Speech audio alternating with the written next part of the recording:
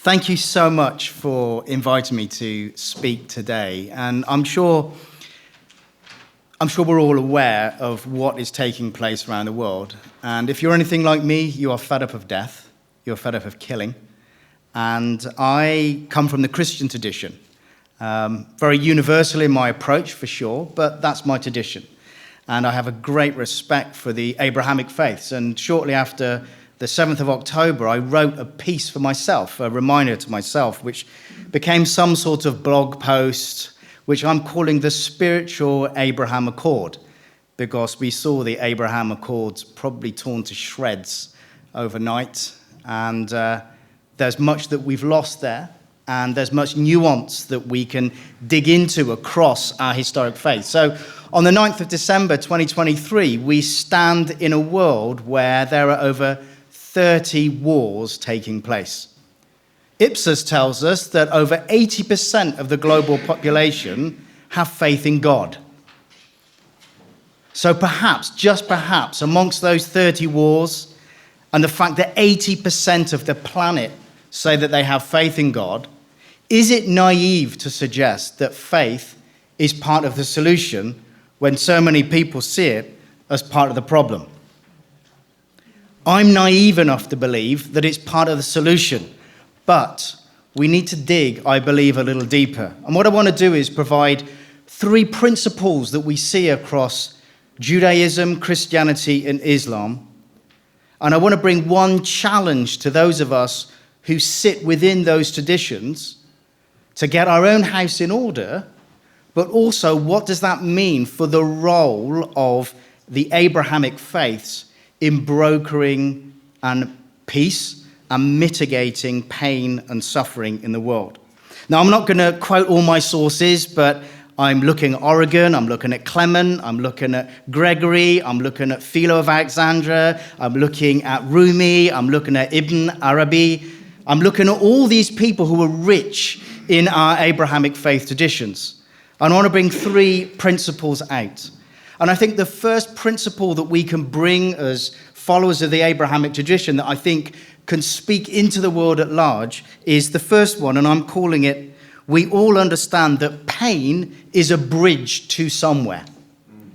Now, across our faith, we are familiar with pain. Pain is a universal symptom of living as a human being. We universally created in the image of God. We have an impulse for love. We have an impulse for connection, but we all experience pain. And our faith traditions tell us, amongst many things that pain teaches and brings, it is a bridge point to the divine. It is a bridging to look within ourselves and also a bridge point to look without ourselves, from ourselves, to the other, who is, in some strange, mysterious way, one with us. What does that mean in the real world of saying the Abrahamic faiths have something to bring? When we're faced with war, calamity, pain, and suffering, because we are all made in the image of God, I would suggest that your pain is my pain.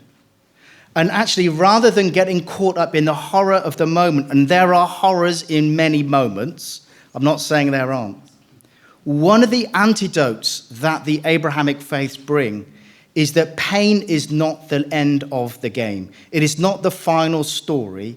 It may feel finite in the moment, but ultimately it goes deeper. There is somewhere we can go in our pain. The second theme I would suggest that an Abraham Accord could bring, apart from bridging, finding bridge points in suffering, is we need to look again. Throughout our faiths, from Judaism and Christianity and Islam, Moses is a central figure.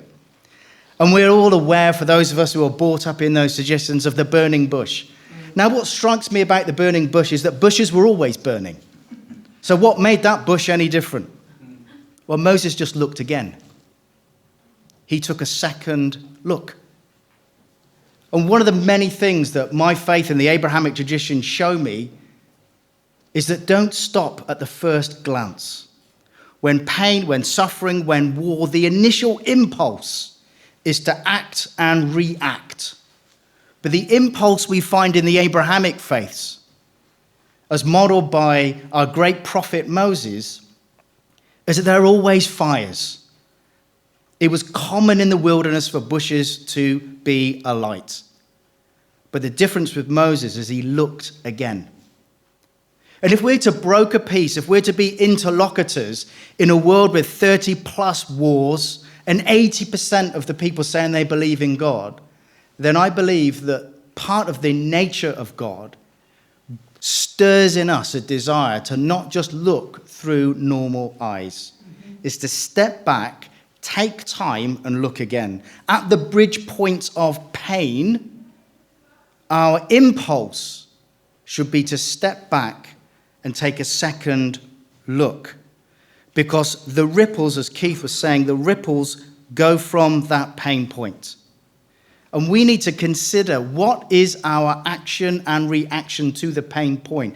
Is it going to create a tsunami of pain further down the line? I think we've seen that the way we behave has, is, and continues to. And if faith is charged as being part of the problem, I would suggest that we cannot, whether you're an atheist or not, we cannot have peace without faith. Because faith is a fundamental element of the largest percentage of our global population. So we cannot have a purely reductionist way of mitigating against war, pain, and suffering. We need a faith approach. And this is where I think a spiritual Abrahamic accord operating through universal principles is important.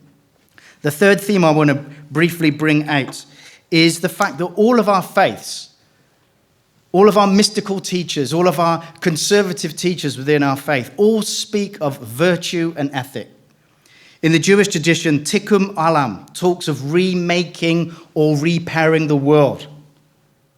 Rumi, Clement of Alexandria, thinkers in the Christian and the Muslim tradition talk about this sense of introspection leading to an outward change in the world in real, actionable, tangible results. You see, ideas have legs, and what we think and how we view the other and view the world impacts how we are going to behave. And it's easy sometimes standing in a very nice, comfortable place after fantastic food that my body is seeking to digest, actually talking and spouting spiritual platitudes. But I don't live my life on a platform. I live my life talking and brokering relationships with people who don't want to talk to each other, who misunderstand each other, and I know that ideas have legs. What people are thinking in their head, what they are incubating in their heart, leads to practical application in real life. But the challenge is this, and it's the elephant in the room when we talk about faith: fundamentalism. We had to go there. And I want to suggest that we move from fundamentalism to what I'm going to call today foundationalism. From fundamentalism to foundationalism. I think it's disrespectful to those of us who are passionate in our faith saying, you just need to be a moderate Christian. I don't want to be moderate in my love and passion for God and other people. But I don't want to be a fundamentalist that locks and shuts people out. So what does it mean to be a foundationalist? Let me draw from my tradition, if you will, for a moment. There's a famous parable by Jesus. The man who built his house upon the rock, the man who built his house upon the sand. What was the difference between the two? The difference between the two was that the man who built his house upon the rock, dug the sand out the way first. Now, across our faiths, let's be honest, there's a lot of sand. There's a lot of addition. There is a lot of interpretation, which is interesting and perhaps important, but I would suggest is not foundational.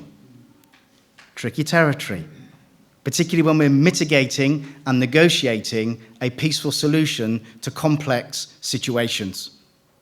But what does it mean to dig away the sand? I think the challenge for us is to realize that we can actually dig away the sand without losing our identity, because we will each hit the rock in different places.